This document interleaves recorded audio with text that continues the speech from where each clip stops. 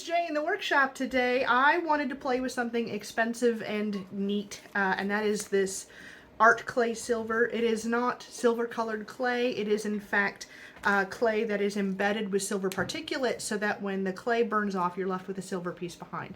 So I thought we could take my sword dice design, make a little mold box out of it, and then use that to impress the clay and then fire the clay. And maybe we get a little silver sword out of it. I thought that might be kind of fun. So this stuff is not cheap. For this 50-gram package, it was about $100. I could just buy silver for cheaper than that and melt it in a backyard kiln. So as far as cost effectiveness, I don't know. But we'll see how much detail it picks up and how well it does with the little mold. And maybe I can make a little charm out of it for fun. So let's give it a go. This is my intro song, why don't you sing along? Hey, let's see what's up this week, Shop J. Now this is something I've been wanting to do for a while, not necessarily with this particular model, but one of the things that I have wanted to do is basically build a mold box. So what we're going to do is, let's start, well, so one of the first things I want to do here is basically flip this over, and I am once again working in Tinkercad, which is a free web-based program, and I'm just going to flip it over entirely so that we can get that as the surface that we are going to make a mold of. Let me just pull it a couple millimeters off the build surface, and then I'm just going to go ahead and grab a box, just like this, and make sure it covers that, and then we're going to go ahead and lower that box down until, let me turn off the snap grid so I can get a little more fine look here. Okay, and this will end up giving us a mold with a very flat back, but honestly, that's fine for an experiment. I think we're doing just fine there. And then let's go ahead and size this box up so it's a little tighter on the bits here. And then what we're going to do is we're going to take this piece right here and we're going to turn it from a solid into a hole just with the click of a button. Okay, so now that is a transparent piece, and when we combine that piece with the box, you're able to combine the two and it'll basically cut that shape out of the box, which will give us a nice little box that we can then export as an entire piece.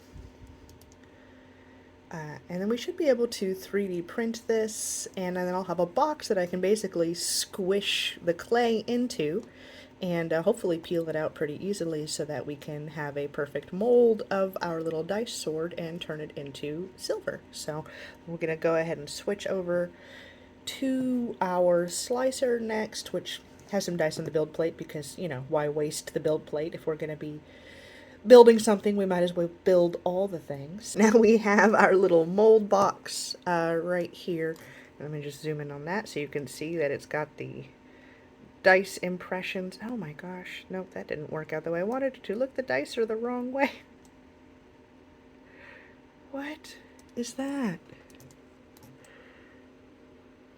No, they're all the, well, just the D12. Oh my goodness. So that's a little glitch. So we're going to go ahead and, oh no, it's correct. Okay, I take it back. I'm just having a hard time. It's an optical illusion. From this angle it looks convex, and then once you get in there you can see they're all cut out. Alright, I take it back. We're fine. I don't have to redo it. I just panicked there for a second, and everything's backwards the way it should be, so that actually is a good sign. So we have our mold box here, and it's just going to print it up, and like I said, we should be able to squish our little silver clay in there and get something that we can mold out. But in order to maximize the potential of our printing process, I'm just going to go ahead and put it on a little tilt. 30 degrees is usually about ideal of a tilt, and then we're going to build some supports underneath. Not always 100% necessary, but in this case I think probably worth it.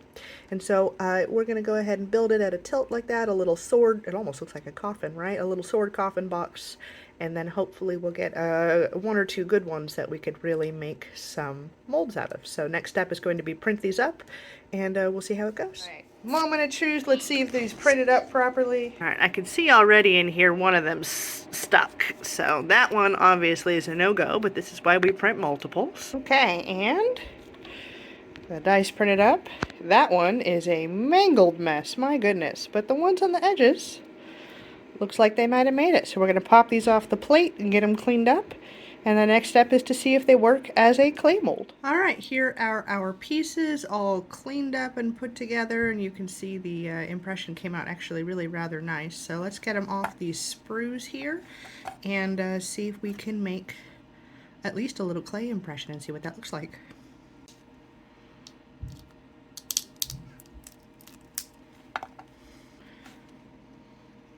Okay, so our bits off the sprues, and then we need to open up this packet of art clay. Oh, I've been holding off on using it because it just costs so much money, and I'm going to hate to ruin it and throw that money in the trash, but it comes with 3 packets, 1 little packet, 1 and 2 bigger packets, so at least it's all separate, so I don't have to worry about ruining it. The instructions are I can't read that. That's on me. So we're gonna have to wing it. Maybe there's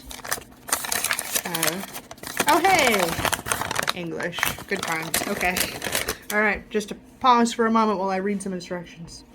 All right, so we're gonna first start by opening up the little packet because these are little pieces, so I'm hoping that the tiny portion of clay will be enough, and that actually looks like it'll be plenty. But let's get it out of this little plastic and see what we got. I don't work with clay too often in general, so this is a double whammy of really hoping I don't ruin this. But teeny tiny little piece, and gonna channel all of that grade school energy to ball it up, and this should just be silver particulate in clay matter. Then the clay should burn off and the silver will get left behind. But step 1 is going to be getting that mold in there.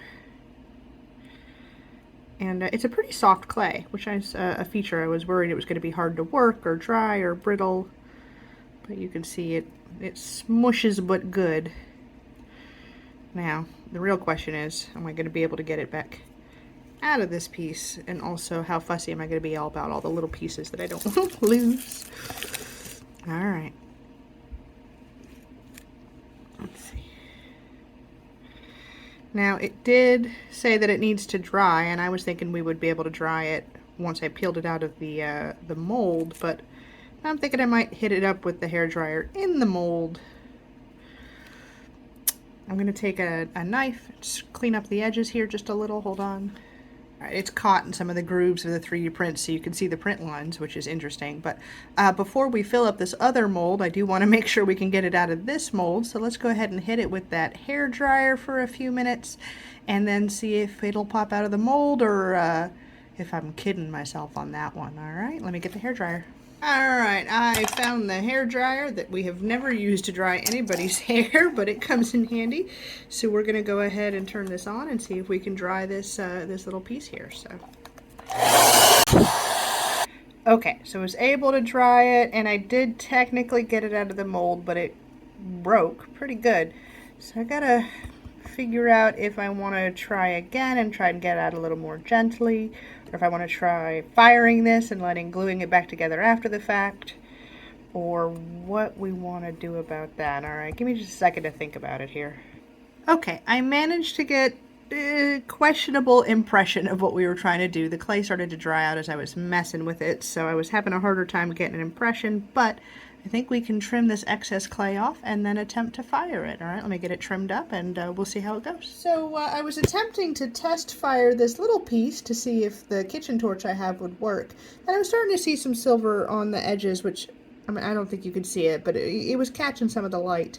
And I was like excited, we're gonna get somewhere. But then with a resounding snap, my slate just split. This is where we were doing our torch, and it just went kaboom. So I need to find a new surface to test this on, because obviously my slate can't take the heat like I thought it would. Uh-oh. Alright, this hideous piece of work is my pizza stone. If this can't take heat, nothing will. So I've brought down my little pieces into the kitchen here, and let's see if we can get them to turn. silver. Now it's going to be a little noisier down here because, you know, I got a whole family. So let's hope they stay out long enough for me to try this again. So we have all of our broken sword pieces. I don't even know if they're going to turn silver, so that's what I want to try.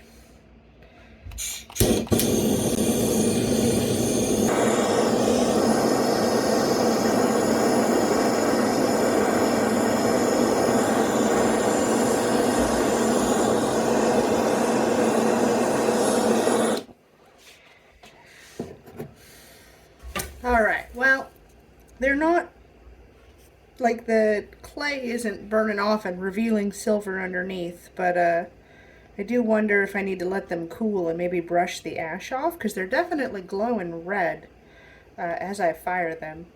Okay, bonking my head here. So I took this little piece that wasn't looking too hot anyway, and just hit it straight on with the fire. And one of the warnings against hitting it straight on with the fire is that you can just straight up melt the silver into a blob, which I think is a little bit what we got here. But now it's definitely, ooh, let's see if we can, got some silver color there. You know what, let's try it with the bigger piece. Yeah, I agree, Nora, just like that.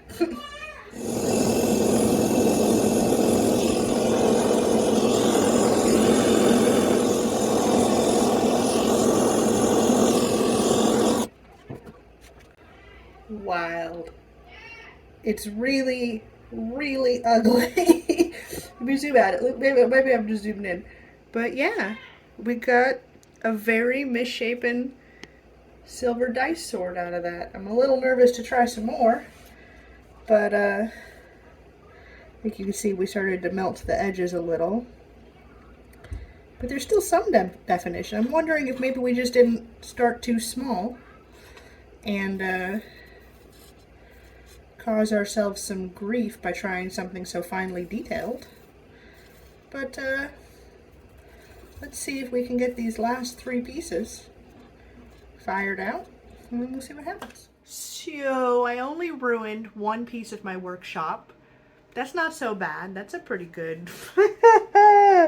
Oh my goodness. So this is not beginner friendly. And then I had seen some videos online that talked about, you know, if you fire it too directly, you know, it'll basically blob up because it's pure silver. You know, it would just melt. And that's definitely some of what we experienced.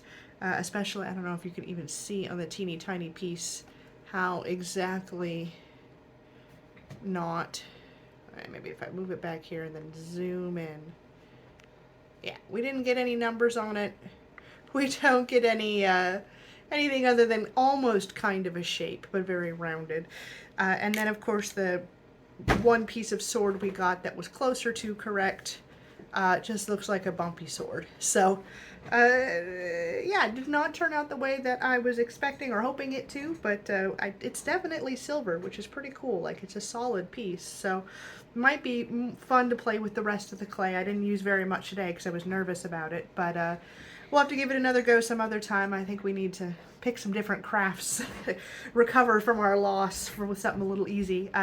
In the meantime, remember to like, subscribe, ring the bell, do what you want. Follow me on Twitter, follow me on TikTok. Give your mom a hug if you're up for it. If you don't talk to your mom no more, you know, find someone to hug. I'm sure you can do it. Mostly what I need you to do is remember to take your meds. I'm threatening you with a handmade tiny silver sword, so you know it's important. Go take your meds, okay? And just remember, we make a lot of stuff in the workshop. We make a lot of garbage in the workshop, but the only thing that we ever try to make is a great day, okay? See y'all later.